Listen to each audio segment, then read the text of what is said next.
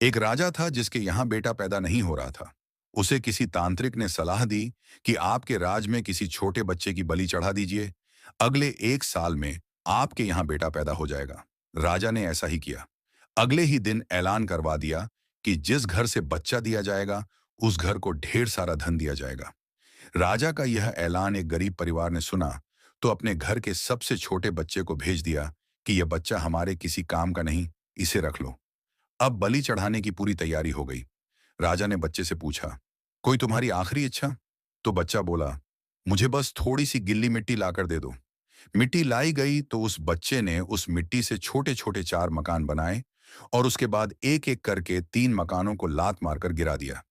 एक को रहने दिया और उसके सामने हाथ जोड़कर दुआ की और राजा को बोला, अब मेरी बलि चढ़ा दो। यह देखकर राजा को बड़ा अजीब लगा।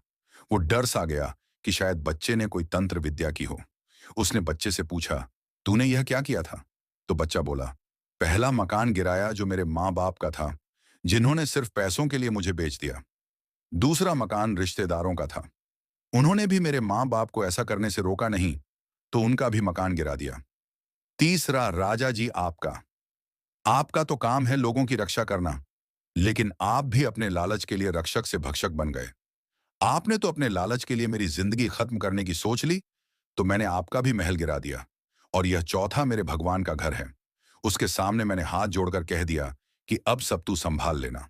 राजा ने बच्चे की बात सुनी तो आंखों में आंसू आ गए और गहराई से सोचा कि किसी हंसती खेलती जिंदगी को खत्म करके मुझे बेटा मिल भी गया तो मेरे किस काम का। क्योंकि मेरे राज में न्याय की भूल हो सकती है, लेकिन उस ऊपर वाले की डायरी में गलती की कोई गुंजाइश नहीं है। राजा ने रोते हुए बच्चे को गले लगा लिया और बोला, आज से तू ही मेरा बेटा है।